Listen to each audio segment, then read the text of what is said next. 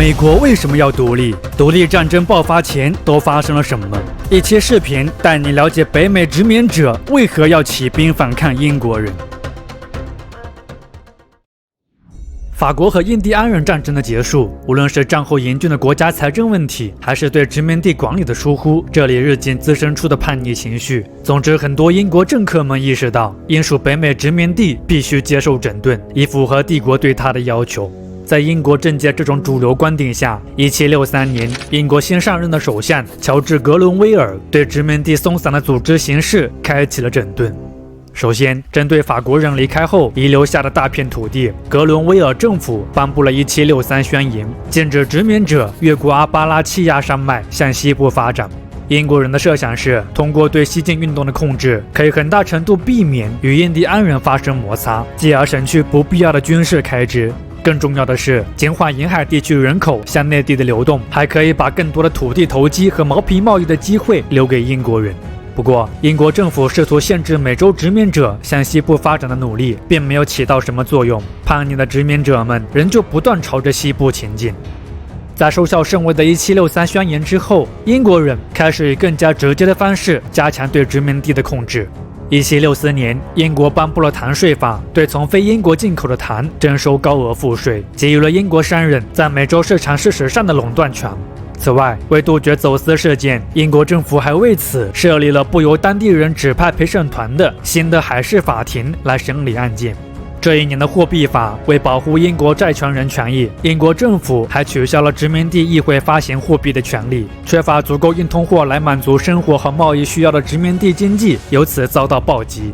1765年，英国政府又颁布了印花税法，开始对殖民地多数印刷品强征税收。此后，报纸、契约、执照，甚至是遗嘱都要纳税。虽然这部税法带来的经济负担并不重，但它开创了一个先例。不同于美洲人对纳税是一种规范贸易行为的商务手段，印花税法被殖民者们理解为了这是英国政府在没有得到殖民地议会同意的情况下擅自在殖民地开征的税收。他们认为，如果不对这部新法案进行抵制，那么未来更加繁重的税法必将接踵而至。所以在印花税法颁布的同年，来自9个殖民地的代表在纽约召开了一场会议。会议之后决议向英王和议会请愿，在承认美洲殖民者是从属于英国的前提下，否认英国向殖民地征税的合法性，除非各殖民地地方议会同意征税。与此同时，一些殖民地城市的民众们也接触到了新法。为抵制新法，暴乱一时间此起彼伏，暴乱规模最大的是波士顿。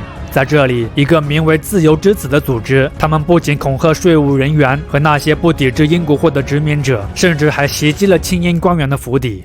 不过，无论是殖民地议会的请愿，还是民众的暴乱，都没有直接促使印花税法的废除。它的废除最后是因为殖民地对英货的抵制，英国人担心美洲市场丢失所引发的对经济的担忧。1766年，新上任的英国首相罗吉厄姆说服了国王，废除了印花税法。不过，此举也被英国国内的地主贵族们视为了对殖民地做出的让步。他们担心殖民地拒绝征税会导致英国国内的税收提高，因此向国王施压，迫使其解散了罗吉厄姆政府。而重新上任英国首相年迈的威廉·皮特，由于疾病等问题，导致当时的英国政治实权落入到了一个聪明但也是非常鲁莽的政治家手中，他就是财政大臣查尔斯·汤森。汤森在美洲的每一个政策几乎都是灾难性的。1767年，英国议会通过了2项决议，第一是解散了纽约议会，以迫使殖民地接受在1765年通过的叛乱法。叛乱法要求殖民地为驻扎在美洲的英国军队提供住宿和给养，而这项被英国人视为保护殖民者而开展的完全合理的要求，则被殖民者们视为了对其自由权益的侵犯。殖民者们其实并不反对为军队提供住宿和给养，事实上，自法国和印第安人战争以来，他们一直愿意这么做。他们气愤的原因是，曾经自愿的行为现在却变成了一种命令。在马萨诸塞议会对这种强制性法令提出拒绝以后，纽约议会也做了跟进，而纽约的拒绝则无疑是向英国政府的权威提出了更大的挑战，因为英军驻美洲的司令部就在纽约。除叛乱法以外，为了提高殖民地的税入，汤森还在殖民地开展了一系列被称为汤森法令的新税收。汤森法令对殖民地从英国进口的油漆、纸张、茶叶等各种货物开征了新税，而这些依旧不经殖民地同意而开展的新税收，则让殖民地人民的怒火燃烧得更加猛烈了。为了表达对宗主国的不满，北美殖民者高呼无代表不纳税。1770年，紧张的气氛之下，英国军人和北美殖民者产生了冲突，引发了著名的波士顿大屠杀事件，造成5位平民死亡，6人受伤。波士顿事发后，北美殖民者的反英情绪日益浓厚。鉴于北美殖民地局势开始变得愈发紧张，英国政府随后做出了让步，取消了大部分税项，仅保留了茶税，以宣示自己的宗主国地位和对殖民地征税的权利。而当时英国征收的茶税其实也并不重，每磅只需要3便士即可。但自认为聪明的英国政客们不会想到，正是这看起来微不足道的3便士，却成为了那颗钉在大英第一帝国棺材上的钉子。1773年，为了帮助英国东印度公司处理滞销的茶叶，英国政府开始对销往北美的茶叶进行补贴，由此导致了北美的茶叶商人们蒙受了巨大损失。这些茶叶商人以英国破坏贸易公平性为由，煽动了殖民地内本就浓厚的反英情绪，加之茶叶还要缴税，熟悉的无代表不纳税的口号也因此再次响起。这一年的12月，为表对宗主国的抗议，一群年轻人乔装成了印第安人，登上了3艘刚从英属印度而来的商船，船上300多箱茶叶被他们全部倾倒进了水中。波士顿清查事件后，面对殖民地愈演愈烈的暴乱行为，忍无可忍的英国政府决定狠狠抽打一下这些不听话的暴民。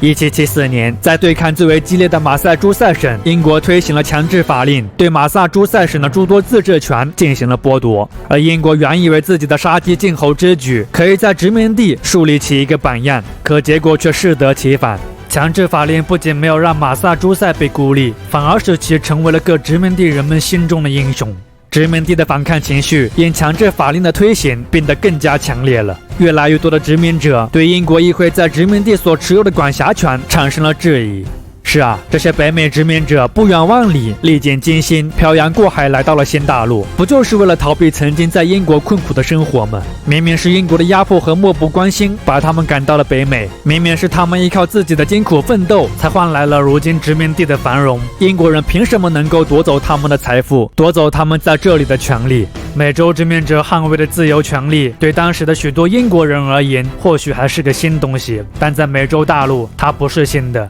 自由是他们踏上这片大陆起就已经拥有的东西，这是他们最渴望保持和最为熟悉的旧事物。此外，当一个本就自民众而来的权力本身不愿倾听民众的意见，反而试图用恐吓和威胁等手段来迫使民众就范，以构建新的秩序之时，对民众而言，除了要担心当下的局面，或许未来会朝着什么样的方向发展，更应该引起他们的警觉。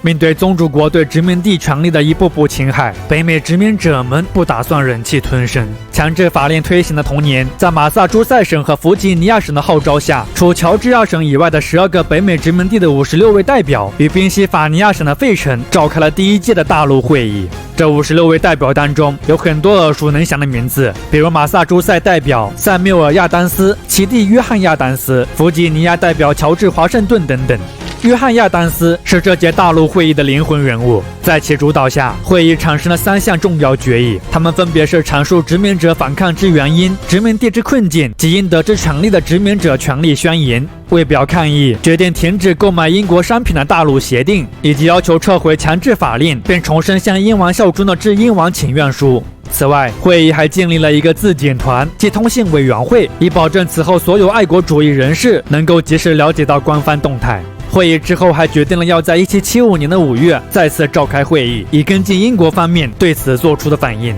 可还没等英国国会做出反应，大陆会议的决议先在殖民地引起了轩然大波。当时很多北美殖民者虽讨厌英国政府，但他们依然对这个宗主国抱有一丝期待，想要继续忠于他。大陆协定罢买英货的决议，让一些殖民者觉得自己的自由权益被侵害了，至少他们认为自己有权决定怎么做生意。随后，这些人遭到了打着自由民主旗号的暴徒和流氓的报复。当这股动乱之风吹拂到英国以后，英国的资产阶级哀嚎一片，他们要求政府立即采取措施，把这些暴徒拉回理智的世界。但英国人的反应反馈到北美以后，革命军的领袖们意识到了问题的严重性。为了预防宗主国的报复行为，他们大批量购买火药和枪支，并将其隐藏。不过，这些疑似动乱的迹象随后又被英国人发现了。英国军队于是开展了清剿军火库和抓捕违法者的秘密行动。在那个间谍丛生的年代，所有消息似乎都是互相渗透的，当然一些信息也会被以讹传讹、过度解读。当英军的秘密行动被革命军获悉，一些人甚至认为战争已经打响了。1775年4月，在莱克星顿和康科德开展清剿行动的英军与革命军狭路相逢，紧张的对峙局面终究还是让双方擦枪走火。虽然关于是谁先开的第一枪已经难以考证了，但已经响彻整个北美上空的枪声已经被双方视为了对彼此的回应。殖民地与英国的关系走到了不可调和的地步。1775年5月，第2届大陆会议召开，所有13州殖民地代表全部出席。紧迫的局势让他们抛去了曾经的猜忌和较量，在费城的这个房间里，一颗团结的心已经做好了应对最糟糕结果的准备。